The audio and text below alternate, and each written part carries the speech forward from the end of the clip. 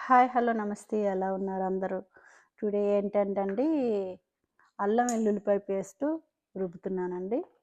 Simple అండి ఇది. అల్లం వెల్లుల్లిపాయ పేస్టు ఇది నేను ఫ్రిడ్జ్‌లో పెట్టుకుంటాను. నాకు 1 మంత్ దాకా వస్తది ఇది అల్లం వెల్లుల్లిపాయ పేస్టు. అంటే అప్పటికప్పుడు ఫ్రెష్‌గా రుబ్బినందుకే అవ్వలేనోళ్ళకి ఇది బెస్ట్ అండి.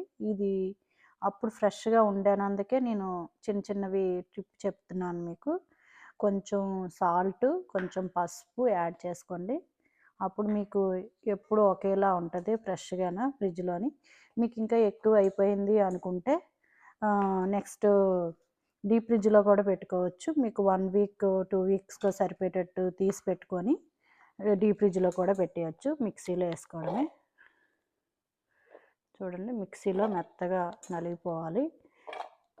ఇంకా నేను పసుపు కూడా ఏసేసుకుంటున్నాను. సాల్ట్ ఏస్తున్నాను. ఇది నలిగిన తర్వాత పేస్ట్ అయిన తర్వాత మొత్తం మిక్స్ చేసుకోవాలండి. ఒక బౌల్‌లో ఏసుకొని అప్పుడు గాజు సీసాలో ఏసుకోవాలి అవి. మిక్సీ చేసుకుందాం. అయిపోయిందండి చూసారా మిక్సీ. ఇంకా ప్లేట్‌లో తీసుకోవడమే ఇంకా. నేను మిక్సింగ్ పాతది ఇంకా కొంచెం ఉందండి. ఇది కూడా మిక్స్ అవ్వాలంటే ఇలాంటి ప్లేట్‌లో గానీ, గిన్నెలో గానీ ఏసుకోవాలి. ఇలాంటి గాజు సీసా ఉంటే సరిపోతదండి. గాజు సీసాలోకి ఎక్కించుకోవడమే.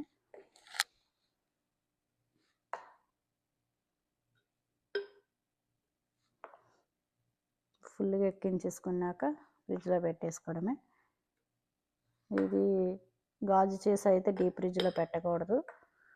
ఇది నార్మల్ ఫ్రిడ్జ్‌లో పెట్టుకోవాలి. ఇది నేను నార్మల్ ఫ్రిడ్జ్‌లో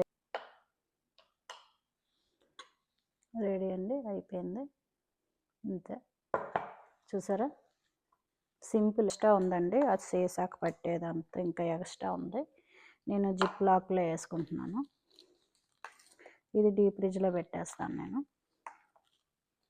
అది అయిన తర్వాత డీప్ ఫ్రిడ్జ్‌లో తీసుకోవచ్చు.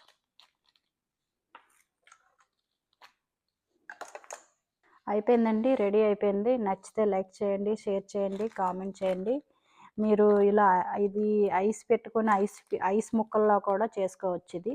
మనకు కావాల్సినంత తీసుకొని పెట్టుకోవాలండి. అలా కూడా డీప్ ఫ్రిడ్జ్ చేసుకోవచ్చు.